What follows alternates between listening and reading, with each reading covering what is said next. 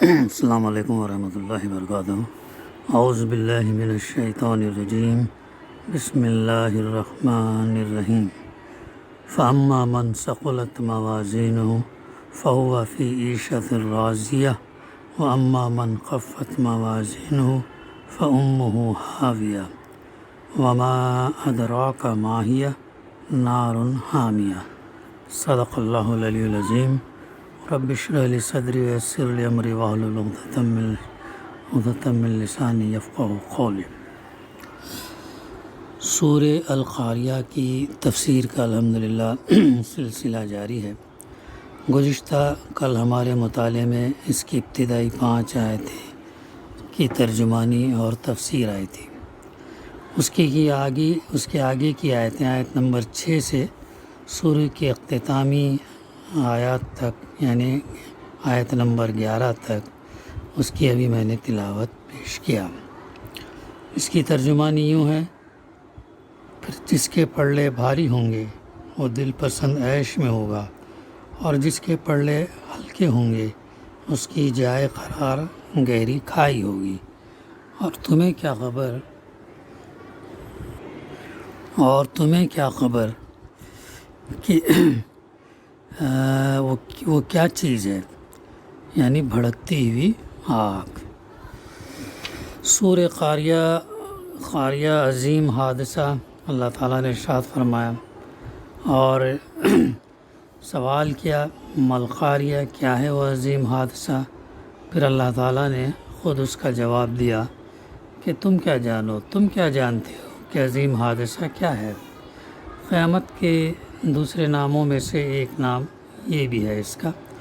اور اس دن کا تذکرہ کرتے ہوئے فرمایا کہ اس سے پہلی کی آیتوں میں، آیت نمبر 5 سے پہلے، ایسا بھیانک دن ہوگا کہ جب لوگ بکھرے ہوئے پروانوں کی طرح اور پہاڑ رنگ برنگ کے دھنکے ہوئے اون کی طرح ہوں گے۔ یہ ابتدائی دور کی صورت ہے، مکہ معظمہ میں نازل ہوئی، اور اس کا مرکزی مضمون جو ہے قیامت اور آخرت ہے۔ اور لوگوں کو یہ کہہ کر چونکایا گیا کہ قیامت کا جو واقعہ ہوگا ایک عظیم حادثہ ہوگا، اور ہولناک واقعے کی پیش آنے کی خبر سننے کے لیے تیار رہنے کے لیے بتایا گیا کہ یہ چیزیں اس کے اندر ہیں۔ اب فرمایا گیا پھر جس کے پلڑے بھاری ہوں گے وہ دل پسند عیش میں ہوں گے، اور جس کے پلڑے ہلکے ہوں گے، یعنی یہاں سے قیامت کے دوسرے مرحلے کا ذکر شروع ہوتا، جب انسانوں کو دوبارہ زندہ کر کے لوگ اللہ تعالیٰ کی عدالت میں پیش ہوں گے۔ متعدد مقامات پر قرآن مجید میں فرمایا گیا کہ جو ہے ہر انسان کے ساتھ ایک فرشتہ اس کا اعمال نامہ لے کر چلے گا، اور وہاں پر اسے پیش کیا جائے گا۔ اس کے بعد میں فرمایا جو ہے جس کے پلڑے بھاری ہوں گے، ہلکے ہوں گے، یعنی بیلنس لفظ موازین استعمال ہوا، تفسیر ہے، جو موضوع کی جمع بھی ہو سکتا ہے اور میزان کی جمع بھی۔ اگر اس کو موضوع کی جمع قرار دیا جائے تو موازین سے مراد وہ اعمال ہوں گے جن کا اللہ تعالیٰ کی نگاہ میں کوئی وزن ہو، جو اس کے ہاں کسی قدر کے مستحق ہوں، یعنی وہ سب پیرامیٹرز، وہ سب لازمی جو ضروریات ہے پوری کریں گے، یعنی ان کے اعمال کے اندر خالص اللہ کے لیے ہوں گے، اس کے اندر ریا نہیں ہوگی، دکھاوا نہیں ہوگا، نام و نمود نہیں ہوگا، شہرت کے لیے نہیں ہوگا، بلکہ وہ اعمال ایسے ہوں گے جو اللہ کو راضی کیے ہوئے ہوں گے، تو ان کے پلڑے بھاری ہوں گے۔ اور اگر اسے میزان کی جمع قرار دیا جائے تو موازین سے مراد ترازو کے پلڑے ہوں گے۔ پہلی صورت میں موازین کی بھاری اور ہلکے ہونے کا مطلب نیک اعمال کا برے اعمال کے مقابلے میں بھاری یا ہلکا ہونا ہے، کیونکہ اللہ تعالیٰ کی نگاہ میں صرف نیکیاں ہی وزنی اور قابل قدر ہیں۔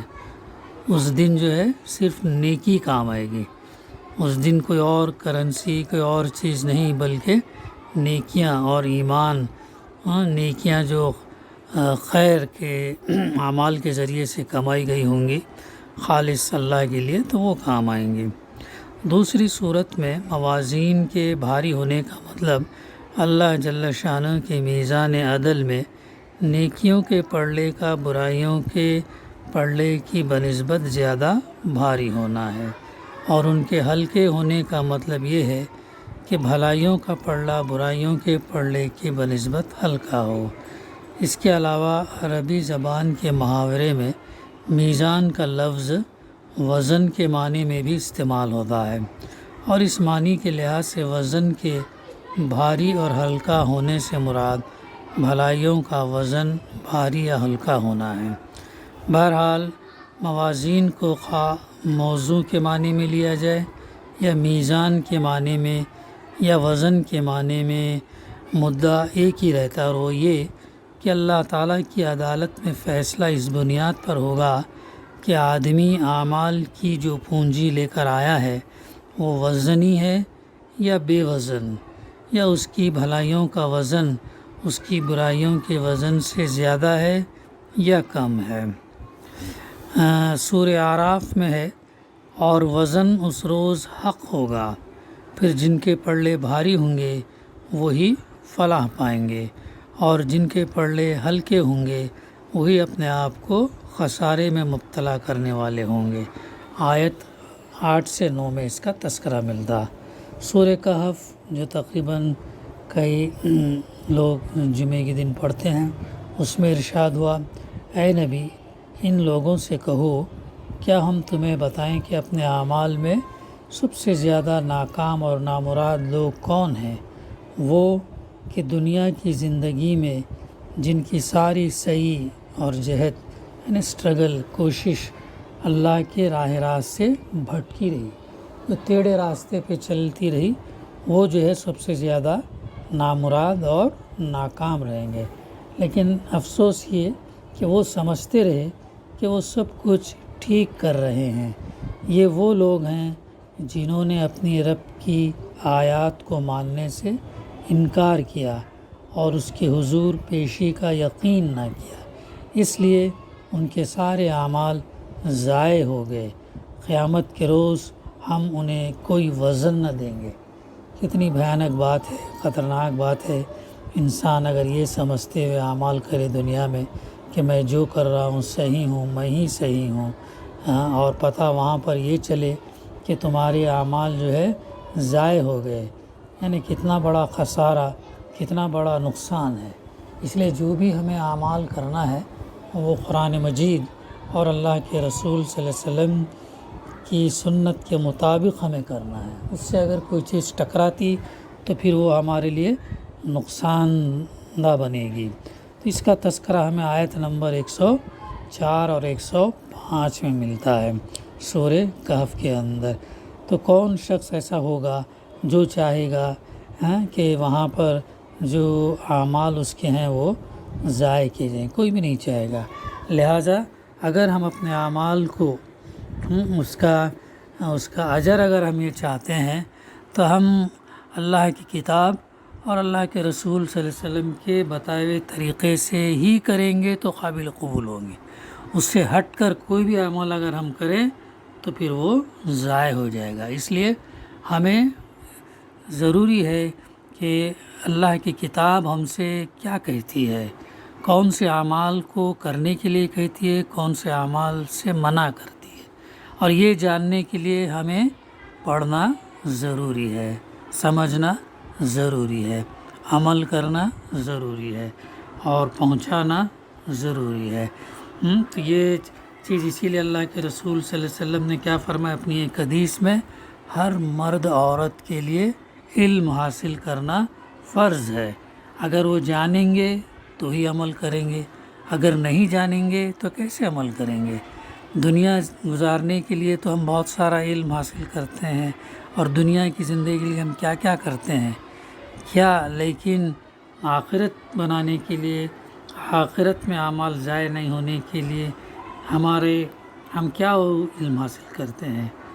اتنی اہم کتاب اللہ تعالیٰ کی جانب سے تمام انسانوں کے لیے آئی ہوئی کتاب، اور وہ کتاب کو ایک اکثریت جو ہے بغیر سوچے سمجھے پڑھتی ہے تو وہ ثواب تو اس کو ملے گا، لیکن ہدایت اور رہنمائی جو ہے وہ جو کام کرنے کے لیے کہیں گے، جو کام سے منع کیے گئے وہ کیسے پتہ چلے گا؟ بغیر سوچے سمجھے اگر ہم پڑھیں گے تو کیسے پتہ چلے؟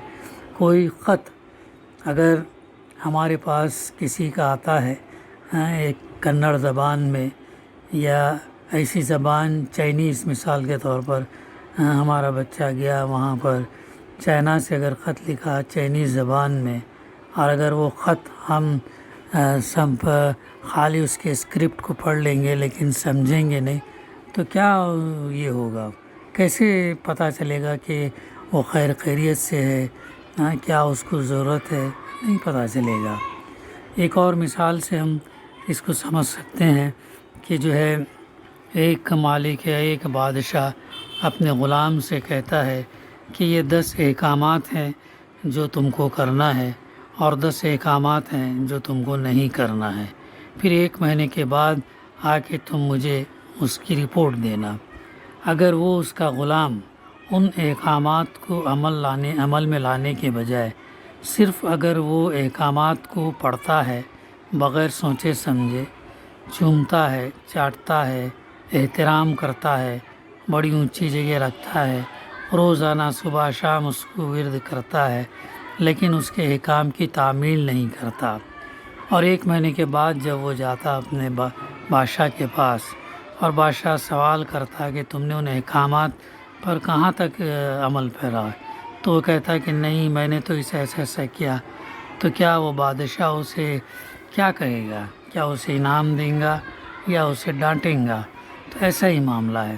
تو یہ جو احکامات ہمیں قرآن مجید کے اندر بتائے گئے ہیں، ڈوز اینڈ ڈونٹس، جیسا کہ بتایا گیا اگر چور کا ہاتھ کاٹنے کا حکم دیا گیا، سود سے منع کیا گیا، شراب سے حرام قرار دی گئی، اور بہت سارے احکامات قوانین جو ہے وہ ہمیں بتائے گئے ہیں، اور ان قوانین کو اگر بغیر سوچے سمجھے ہم پڑھیں گے، اس کا نفاذ نہیں کریں گے تو کیا نتیجہ ہم کو برآمد ہوگا؟ کیا ہم ایک اسلامی سماج ہم یہ کر سکتے ہیں؟ تو اس کا جائزہ جو ہے ہمیں لینا چاہیے۔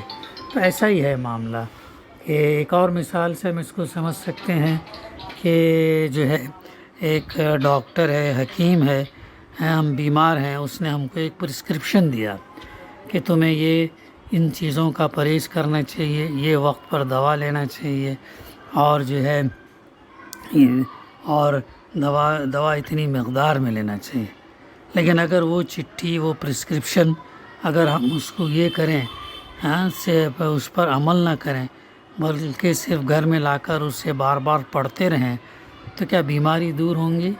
نہیں ہوں گی، تو اس پر عمل کرنا ہوگا۔ تو ایسے ہی اللہ کی یہ کتاب ہے، اللہ کی یہ کتاب ہمیں پیشنگوئی بتا رہی ہے کہ جو ہے قیامت کا دن کیسا ہوگا، اور اس کے بعد جب آخرت ہوگی تو انسان کے اعمال ناموں کی جانچ پڑتال ہوگی، وہ جانچ پڑتال کی بنیاد پر انسان کو جزا اور سزا ملے گی۔